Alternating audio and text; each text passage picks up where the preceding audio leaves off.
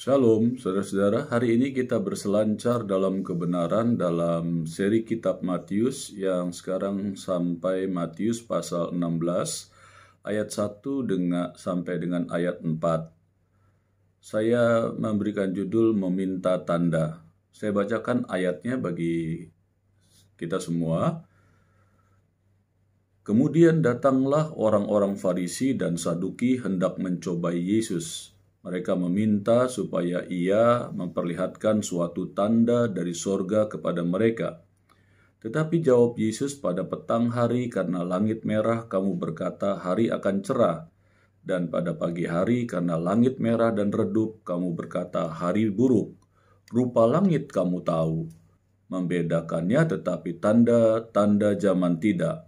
Angkatan yang jahat dan tidak setia ini menuntut suatu tanda.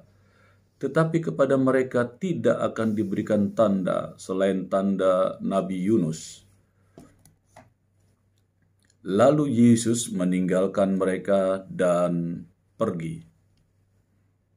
Saudara-saudara, dari firman Tuhan yang kita baca ini, dan kalau kita perhatikan ya ayat-ayat firman Tuhan yang tadi telah saya bacakan, kita dapat melihat suatu persekutuan yang aneh antara orang Farisi dan orang Saduki. Kalau kita telaah sedikit atau kita perhatikan sedikit tentang siapakah orang-orang Farisi dan siapakah orang-orang Saduki, kita dapat melihat persekutuan yang aneh ini, di mana persekutuan mereka ditujukan hanya untuk melawan Tuhan Yesus, sehingga perbedaan mereka yang begitu seperti langit dan bumi dalam konteks kepercayaan, sehingga mereka membangun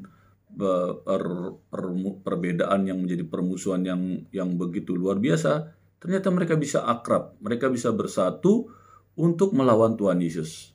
Mari kita lihat, siapakah orang Farisi itu?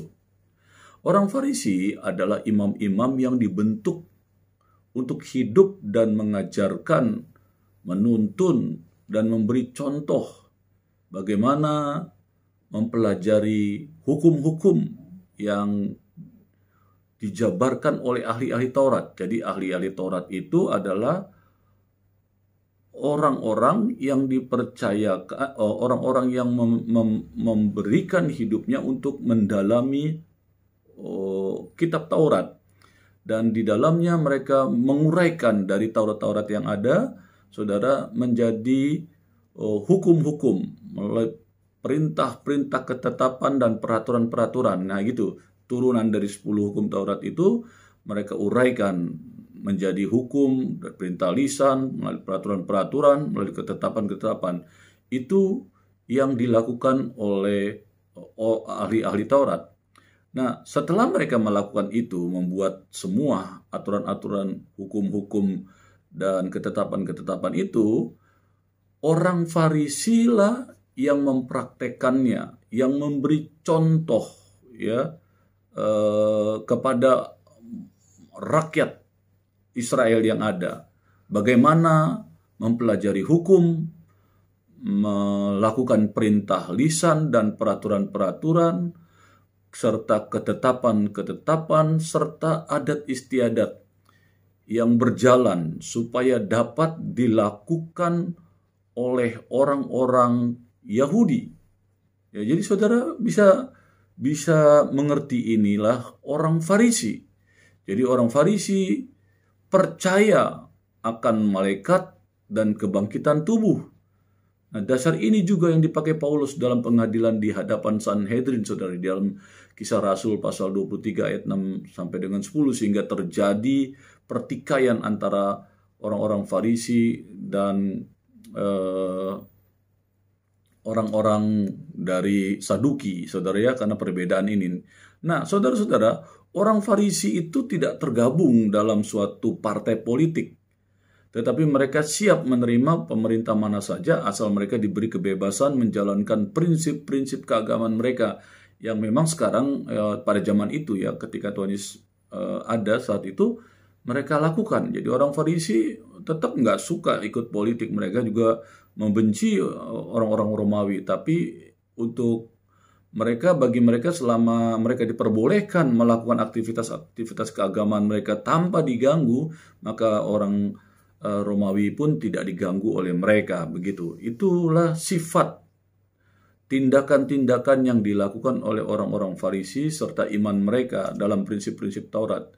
Orang Farisi merindukan dan mencari Mesias. Mereka berharap memang Mesias akan datang pada zaman itu, karena zaman itu mereka sedang dijajah oleh tentara Romawi.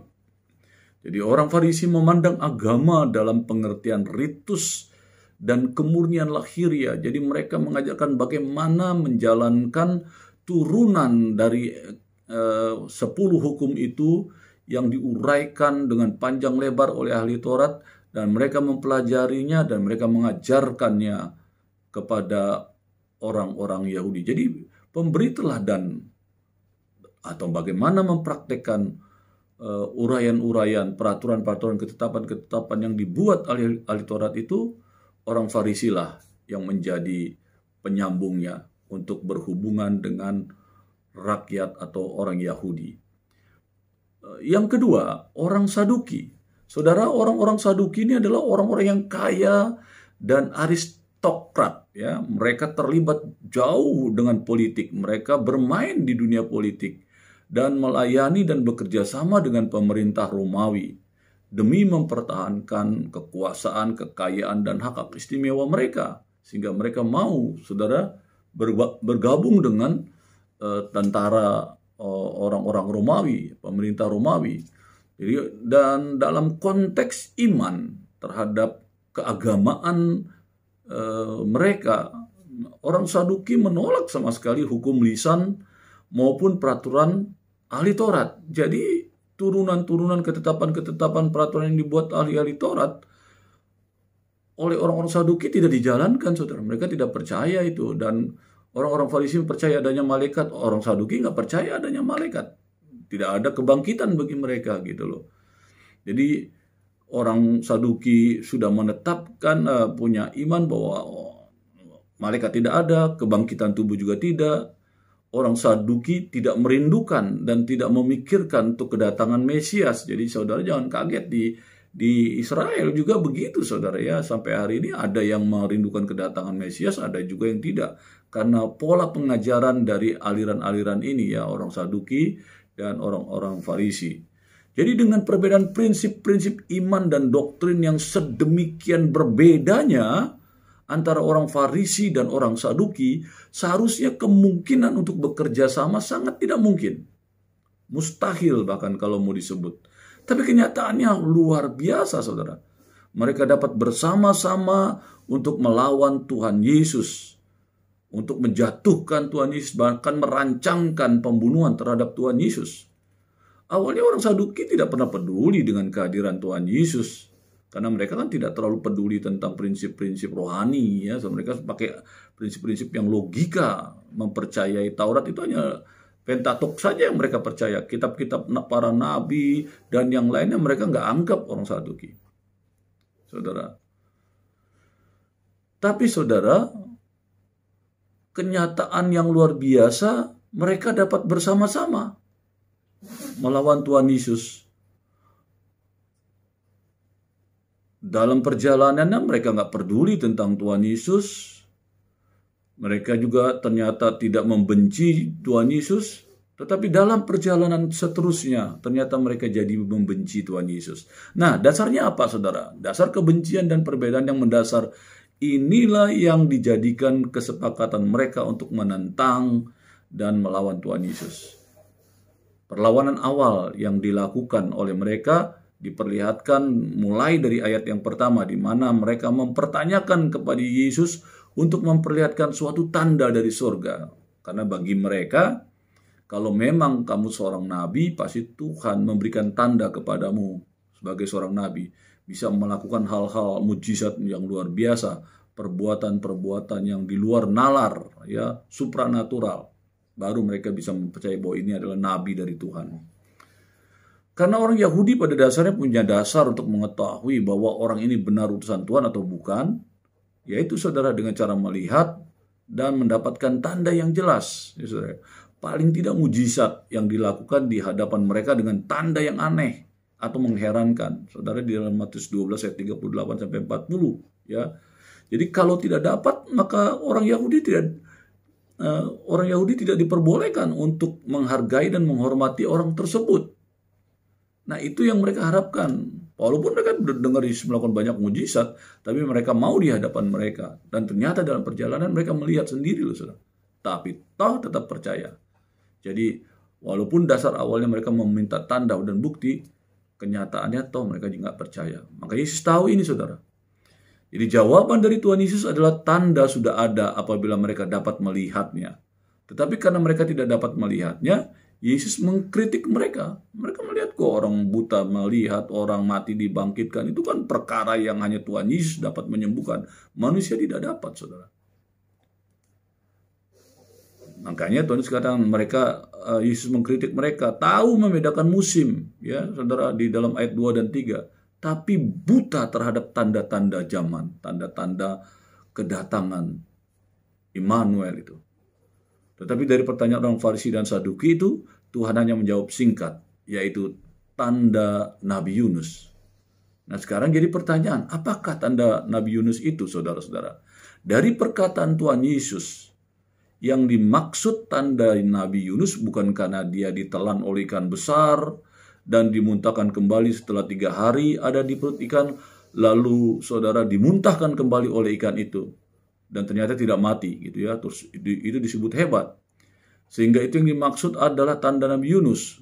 Bahkan Yunus sendiri tidak pernah menyaksikan kedahsyatan hidup yang dialaminya ketika ditelan ikan sehingga orang-orang Niniwe bertobat. Tetapi yang Yesus maksudkan adalah Yunus sendirilah dan pemberitaan yang disampaikannya yang berasal dari Allah sehingga penduduk Niniwe itu bertobat. Jadi Yesus memberitahukan tanda Yunus itu kepada orang Farisi. Kamu ngerti kok tentang Nabi Yunus juga. Nah, tanda Nabi Yunus itulah yang Tuhan katakan, yaitu pemberitaan kabar baik yang disertai tanda-tanda heran dan mujizat. Saudara, Yunus tidak, dia hanya pemberitaan kabar baik saja. Bahwa kalau orang-orang Niniwe tidak bertobat, maka Tuhan akan menjungkar balikan kota Niniwe dan menghujam mereka dengan api dan belerang. Itu saja orang Niniwe bertobat. Nah sekarang orang Israel, ahli Taurat, orang Farisi, dan orang Saduki ingin melihat mujizat-mujizat itu. Tuhan katakan, kamu hanya layak menerima tanda Nabi Yunus. Ya saudara, mereka menyaksikan kedahsyatan hidup yang dialaminya ketika ditelan ikan sehingga orang-orang ini Niniwe bertobat. Itu bagaimana karya Yunus yang tadi saya telah jelaskan.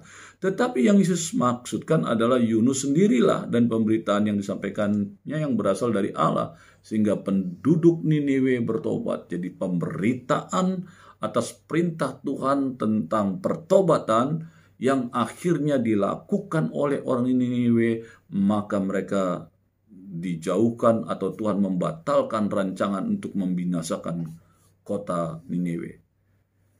Jadi saudara, ini jelas sekali bahwa oleh karena kebutaan mereka sehingga mereka tidak dapat melihat Allah dan firman-Nya, di situ pula terdapat kebenaran dan peringatan. Yesus Kristus adalah firman yang terakhir atau perkataan Bapa yang terakhir. Di luar Yesus penyingkapan Allah tidak ada lagi. Saudara tidak akan mungkin bisa menemukan. Karena dialah yang terakhir yang menjadi pembebas manusia dari kebinasan kekal. Inilah Allah yang dapat dilihat dengan jelas oleh semua orang. Inilah berita Allah yang dapat didengar dengan jelas oleh semua orang. Inilah tanda Allah bagi manusia, yaitu Yesus Kristus. Jadi saudara-saudara, apabila manusia tidak melihat Allah dalam Yesus, maka mereka tidak dapat melihat Allah di dalam apapun juga. Makanya banyak orang yang kalau tidak percaya Yesus, mereka akan buta. Saudara. Mereka bisa menghina, membenci kita orang-orang yang percaya kepadanya. Karena Tuhan katakan Tuhan hanya akan ada kepada orang atau mensingkapkan kerajaan Allah itu kepada orang yang memang mau percaya kepadanya sebagai Tuhan dan Juru Selamat. Tetapi ketika orang itu tidak percaya Tuhan, sekalipun mereka belajar Alkitab barangkali, mendalami Alkitab, Tapi kalau sekedar hanya mau pelajari seperti sebuah buku pengetahuan, mereka tidak akan ketemu dengan Yesus. Karena hikmat pengertian untuk pengenalan akan Tuhan hanya satu. Percaya Dia sebagai Tuhan dan Juru Selamat, bertobat, dan saudara dibaptis. Setelah itu saudara akan melihat Roh Allah hidup di dalam kamu dan memberikan pengertian, memberikan pengenalan akan Tuhan sehingga engkau bertemu dengan Yesus. Jadi kalau mereka menolak dan membuang perkataan yang terakhir itu, apa yang tersisa dari manusia? Kecuali binasa kekal. Berselancar dalam kebenaran. Amin.